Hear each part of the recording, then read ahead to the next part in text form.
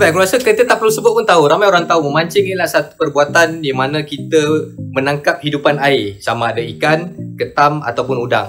Tapi normally orang akan fokus pada tangkapan ikan lah. Mancing ni terbagi kepada dua kategori. Satu, mancing untuk makanan, fishing for food, dan satu lagi mancing untuk tujuan rekreasi. Untuk kategori rekreasi pula, dia terbahagi pula kepada dua kategori. Pertama adalah bait fishing dan yang kedua adalah lure fishing.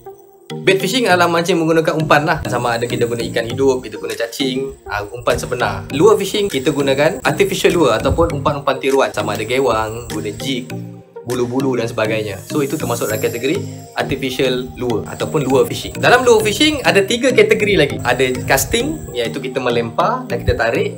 Jigging, kita lepaskan besi secara vertikal. Dan juga fly fishing, kita menggunakan teknik layang. Macam layang, kita layangkan umpan tu, menggunakan umpan-umpan yang lebih halus seperti serangga dan sebagainya. Semua ini menggunakan umpan-umpan tiruan untuk menggoda ikan. Kalau dulu orang sebut mancing ni, orang akan fikir satu hobi yang boring, sebab kena menunggu. Satu lagi mungkin aktiviti yang busuk sebab kita hanyir, kita main dengan umpan, main dengan ikan, lendir-lendir dan sebagainya. Tapi ini dulu. Sekarang lebih kepada mancing merupakan salah satu aktiviti outdoor yang boleh dikatakan, boleh dikategorikan sebagai sukan lah. Sebab bila kita memancing ni, kita sebenarnya aktiviti riadah. Aktiviti riadah, kita bersama kawan-kawan, kita meluangkan masa. Dan sebab itulah sekarang ini ramai orang tertarik dengan aktiviti rekreasi dan mereka memilih mancing berbanding dengan aktiviti-aktiviti yang lain. Mana siapa-siapa yang tak tahu, memancing ni merupakan satu industri yang sangat besar, multi-million punya bisnes. Kalau kita lihat di Malaysia mungkin tak seberapa nampak dia punya potensi perniagaan ini, tetapi di negara-negara lain seperti contoh yang paling ketara adalah US dan Jepun. Industri memancing ini merupakan salah satu income yang besar ataupun satu perniagaan yang besar kerana dia punya pemain dia, player dia ramai. Di Malaysia kita masih dalam tahap sedang meningkat lah. Kalau kita nampak ramai pemancing-pemancing baru memilih memancing sebagai aktiviti outdoor dan mereka memilih lure fishing sebagai dia punya main dalam dia punya kategori yang dipilih lah dalam memancing. Sampaikan di Malaysia pun, kalau siapa yang pernah hadir, kita ada rumah terbuka Shimano. Seperti contoh Shimano pernah buat rumah terbuka hanya untuk menjual barang-barang pancing, macam expo lah, besar-besaran. Macam kita sebelum ada Jom Heboh kan, macam-macam produk. Ini ada satu rumah terbuka khas untuk jual barang-barang pancing.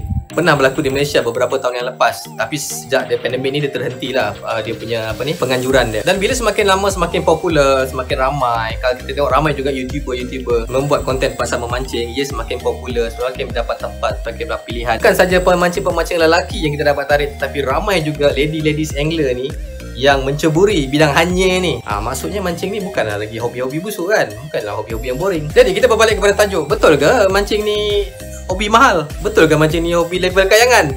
Jadi sebelum aku nak jawab soalan ni, kita tanya balik kepada diri kita. Macam aku sendiri, aku pemancing. Macam korang yang tengok video ni, korang pemancing, mungkin juga bakal pemancing, mungkin juga suami-suami, puan-puan memancing. Baik, tanya balik pada diri kita, kita mancing sebab apa? Ada orang mancing sebab suka-suka, ada orang mancing sebab ikut kawan, ada mancing sekadar nak mengisi masa lapang, dan ada orang memancing untuk pendapatan utamanya. Ada juga orang memancing yang betul-betul serius. Ada orang memancing sebab mereka bekerja dan dibayar untuk memancing. Maksudnya memancing adalah kerja yang profesional dia. Jadi korang yang mana satu? Untuk menjawab persoalan tadi tu, sama ada hobi atau mahal atau tidak, inilah dia punya jawapan dia. Apakah tujuan kita mancing? Macam kita beli kereta jugalah. Ada orang beli kereta hanya untuk daripada dia bergerak daripada point A ke point B.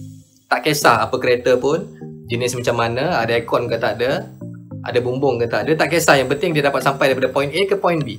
Ada orang beli kereta untuk point A ke point B, dia mementingkan keselesaan, dia mementingkan gaya, dia mementingkan kena ada aircon, dia kereta mesti cantik dan sebagainya. Jadi sama macam mancing tadi. Apakah tujuan kita berada dalam industri tersebut ataupun kita berada dalam aktiviti tersebut? Kalau kereta, ada kereta yang berharga belasan ribu sehingga ke juta.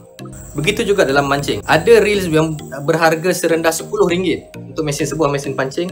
Ada yang sampai dekat RM10,000 pun ada. Ini ada dua jurang yang sangat jauh. Apa sebab? Industri mancing juga sama macam industri apa-apa industri yang lain. Dia akan cater pelbagai golongan. Dalam industri ataupun manufacturing, pemancing dia keluarkan produk mancing, dia akan biasanya keluarkan 3 kategori. Pertama, low end.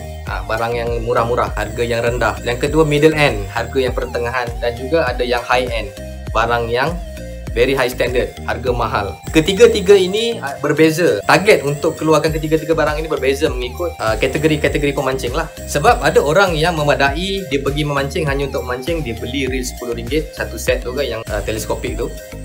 Beli tu, pergi mancing hanya untuk dapatkan ikan. Cukup bagi dia. Ada orang yang serius dalam bidang ni, dia nakkan keselesaan, dia ambil kira tentang kualiti barang, dia ambil kira tentang ketahanan barang tersebut. Sebab itu mereka tidak akan memilih low end, maka mereka akan memilih high end, barang-barang ribu-ribu tadi itulah. Selain dari itu, lokasi tempat kita mancing juga mainkan peranan lah untuk kita pilih barang. Seperti contoh, kita beli reel RM10, kita main dekat deep sea, kita pergi cari ikan-ikan yang pau-pau besar-besar. Lauknya memang terburai lah dekat situ kan. Kat sini lokasi mancing juga mainkan peranan. Jadi sebaik-baiknya kalau deep sea kita pakai medium end dan ke atas, sebab material barang tersebut, ketahanan dia. So that's why ada barang pancing yang mahal, ada barang pancing yang murah. Dari segi ketahanan pula, reel yang RM10 tadi mungkin sekali pakai ataupun sebulan pakai dah jam, bearing dan sebagainya. Yang harga RM5-6 tadi ni mungkin dia boleh tahan 10 tahun atau mungkin lebih. So di sinilah perbezaan dia. Barang-barang mahal, barang-barang murah. Ada setengah orang-orang lama kata biar Allah membeli, menang memakai. Jadi hobi mancing ni mahal ke tidak? Tepuk dada, tanya selera. Ingat, kita mancing kita ikut kemampuan, jangan kita ikut kawan, jangan kita ikut trend. Kita mancing apakah tujuan? Kita kena ambil tahu dulu kita punya tujuan utama, kita mancing di mana, apa sebab dan sebagainya. Kalau kita sekali-sekala mancing, kita mancing pun sekadar kita mancing di parit-parit, tidak perlu kita beli barang yang ribu-ribu. Sebab tujuannya sama, untuk kita nak tangkap ikan. Contoh kita nak mancing ikan ruan, beli Stella sampai harga RM5-6 Apa tujuan dia? Boleh beli, tak ada masalah, tapi ia tidak berbaloi lah. Alright, pada isteri-isteri di luar sana, siapa suaminya kaki pancing, pergilah usah-usah korang lelaki korang punya pancing, harga mahal ke murah. Okay, kita jumpa lagi. Subscribe, support Arif Fishing. Kita borak-borak santai sebab aku tak boleh keluar mancing. So kita jumpa dalam video akan datang. Assalamualaikum.